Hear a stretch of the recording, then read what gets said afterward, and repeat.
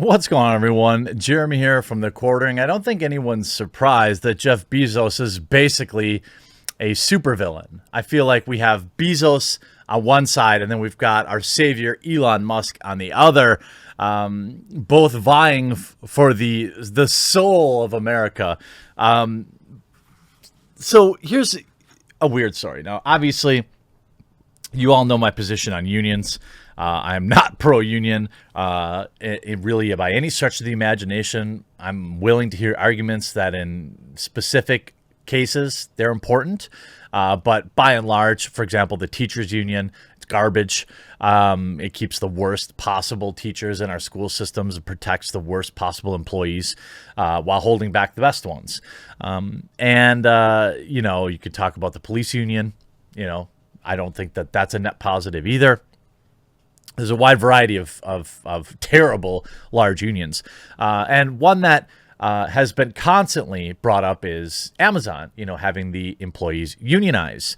Amazon is a safe haven for millions of Americans who found themselves out of work due to lockdowns, or maybe retirees wanting to make some extra money delivering packages. But there has been a lot said about the working conditions there. Now, I have several friends that work for the warehouse, and they've never really complained about it.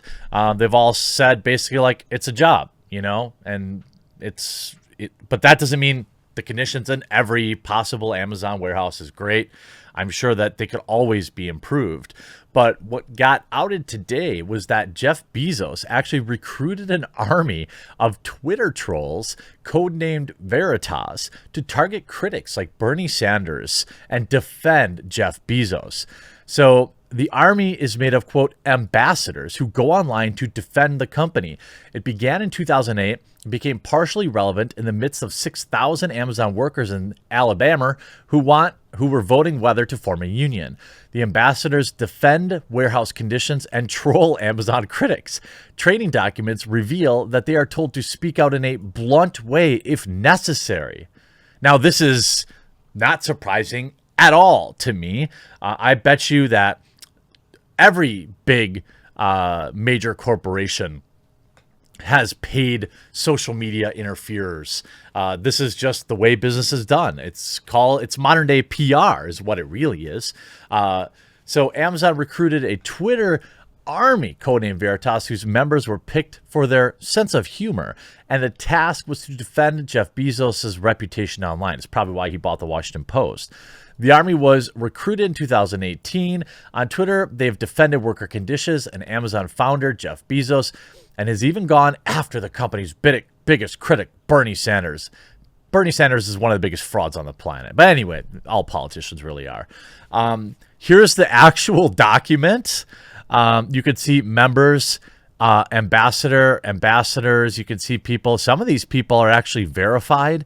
You see, the majority of associates are proud to work for us and good at what they do and like their jobs. Many have said they're offended when they see people who don't know what it's actually like inside the, I'm assuming, warehouse, commenting inaccurately about their work. So we are doing this program. The reason, so why haven't you seen any of your FC fulfillment center probably employees agree with negative criticism on Twitter? The reason you're not seeing more negativity from actual employees is because the majority of them like their jobs and are proud to work for Amazon. Associates are encouraged to share their own personal opinions and experiences. What happens if one of these responders makes a rude or outrageous remark to a customer online? We will discuss the incident with the employee, and a range of actions could take place, from coaching to returning the employee to their regular responsibilities. Okay. You see, a confidential training memo details Amazon's Fulfillment Center Ambassadors program that was codenamed Veritas. It shows an example of Twitter accounts that ambassadors use to defend the company online. You see, I believe for some reason, Amazon News, I also believe Andrew Yang, yes, and I don't believe you. This is Amazon public policy. I also believe that Amazon employees have to go in bottles. Why? Because your warehouses are so huge that the time they walk all the way to the bathroom, their break is over. You people are awful. You could see one of these shill accounts. Although the facility is big, there are numerous bathrooms to use. My building has 12. Each bathroom can have between 3 to 6 units. That's plenty. Plus, with a 20 to 30 minute break, that's more than enough time. I don't think you should have to clock out to use the restroom. But you know what? If you don't force people to do that, for example, people take advantage of it. I remember famously when I worked at Walmart, we had a dude on the floor that used to dump out for like 45 minutes every day. And it was ridiculous. The rest of us had to pick up the slack while this dude was using the restroom for almost an hour. So that's why a lot of these policies are in place. They get taken advantage of. Hey, Amazon, I just want to say that I'm okay with getting that garbage I order from you a lot later if it means your employees are able to take adequate breaks and work with dignity. Just saying. By the way, I mean, again, these are people that don't work there. Then you see Gary, who is Amazon FC Gary. My FC fulfillment center lets me take 2 20-minute breaks and 1 30-minute lunch. On overtime days, we get 3 20-minute breaks, which is also pretty nice. Before the lockdowns, our breaks used to only be 15 minutes. Overall, 10-minute increase is being an essential worker is dignifying for me. You can see what's interesting is 12 retweets, only 2 likes, and 27 replies. It's like people knew that they were a shill account. It read, to address speculation and false assertions in social media and online forums, the quality of fulfillment center associate experience, we are creating a new social team staffed with active tenured fulfillment center employees who will be empowered to respond in a polite but blunt way to every untruth.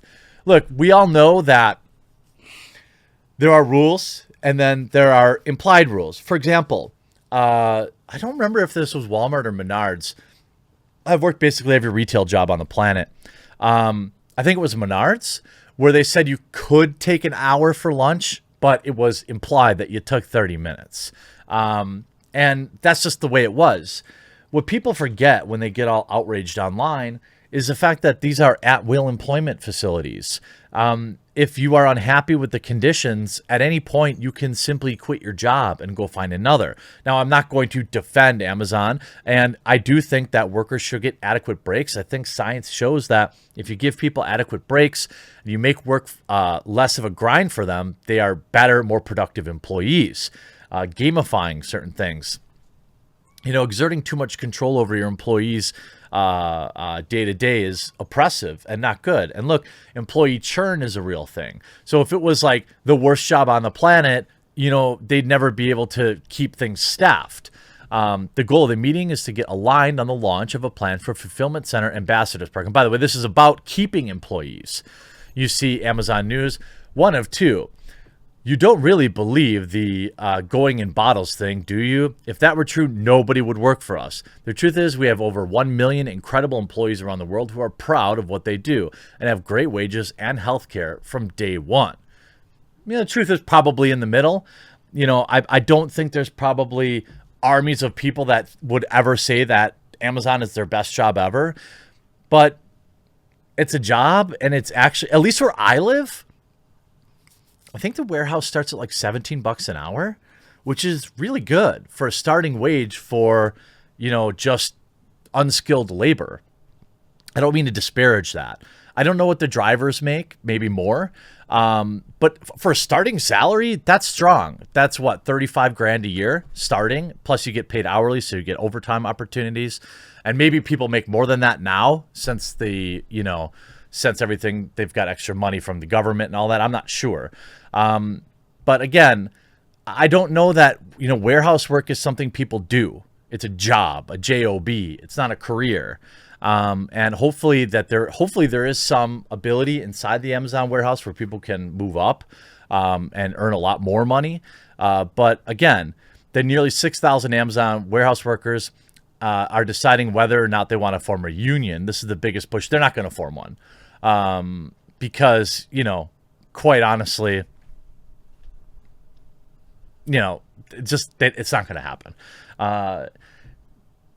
Does this mean that I think Amazon couldn't treat their employees better? Of course not. They could.